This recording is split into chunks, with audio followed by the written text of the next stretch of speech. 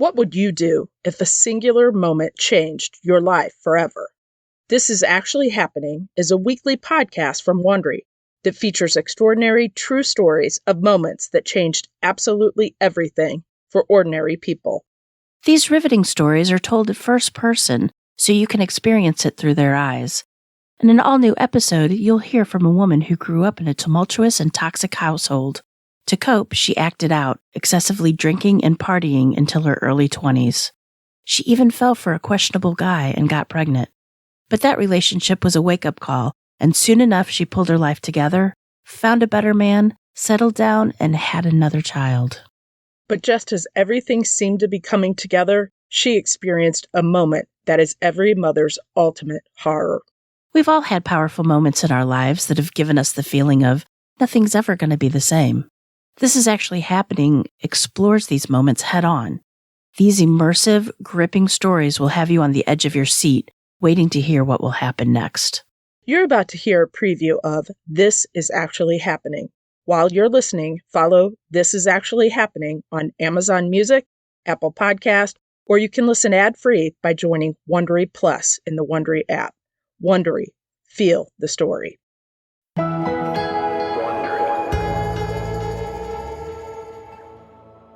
There's really no way to explain how it feels when you realize one decision you made in an instant altered the life of everyone around you.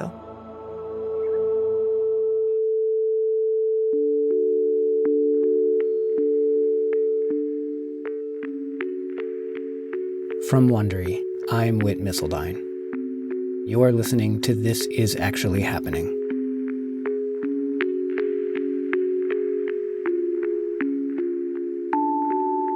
Episode 201. What if you believed it was all your fault?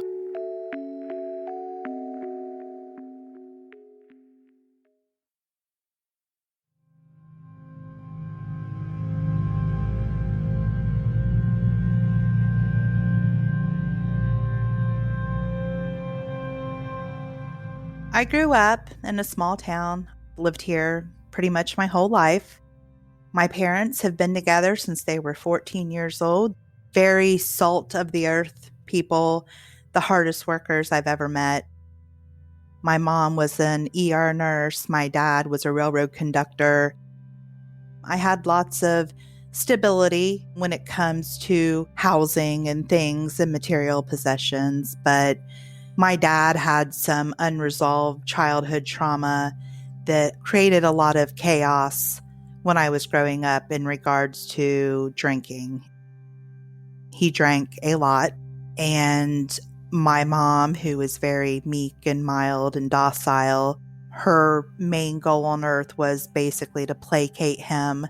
There was a lot of tiptoeing, walking on eggshells, and I just thought that's how every dad was. My childhood was great in a lot of ways. We went on vacations, we played in the creek, we played sports, but there was always that dark part, like when we saw my dad's headlights pull in the driveway at night, we'd run and hide in our rooms because we didn't know what kind of mood he was going to be in, what would trigger him, and how ugly it could potentially get. You know, the smallest thing, my mom didn't make his corn the way he liked. If my mom picked up a new bottle of shampoo and he would start accusing her, why are you buying new shampoo? Who are you trying to impress? My dad, when I was 16, he punched me in the mouth and knocked my front tooth out because I was defending my mom. There was a lot of hostility there for a long time. I forgive him now, but it was just very unpredictable. My mom had a full-time job trying to keep the peace and just keep him calm.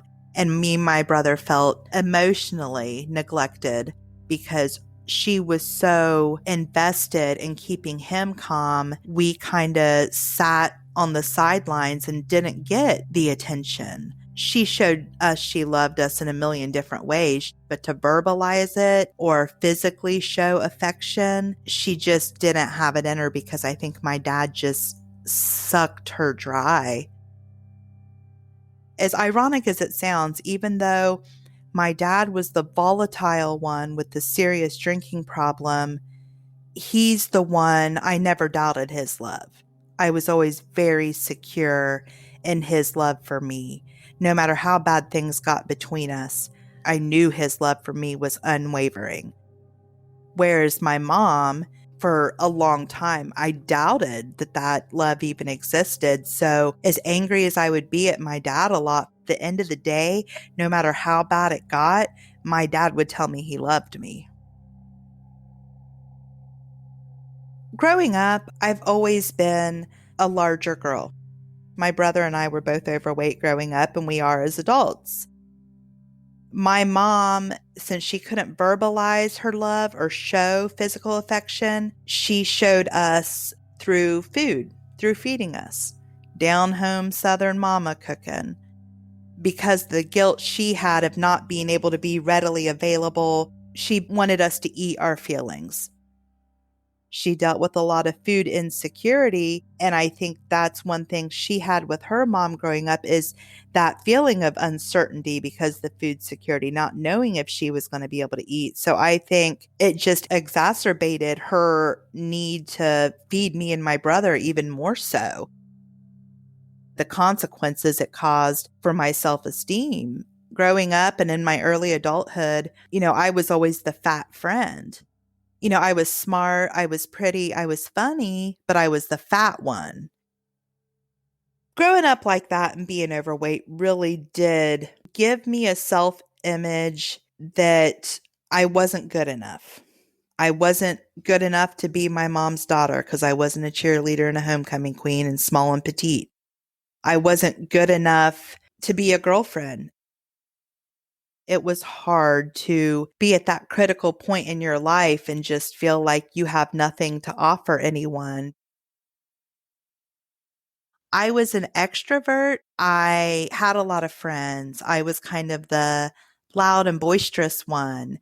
I liked to have the attention. And I just really tried to make my mom's life easy because her hands were so full that I tried to be a good kid. So that's the type of child I was. And then all hell sort of broke loose. I went buck wild. I was tired of the toxicity of my home life. I was tired of not receiving the attention and love that I felt that I needed. I would not come home at night. I would be out drinking. I was having a lot of fights with my mom and my dad, just letting them know how angry I was and how I felt cheated out of love. Somehow I managed to be rebellious and keep a really good cover on it for a long time. I maintained fantastic grades in school. I really lived in a lot of capacities, kind of a double life. My friends in high school did not know about the extent of the promiscuity, the drinking, the occasional drug use. I mean, I was even telling stories that weren't true. I was making up stories just to get attention, just to get some kind of recognition because I felt empty. You've just heard a preview of This Is Actually Happening. Listen to the rest of this episode wherever you get your podcasts.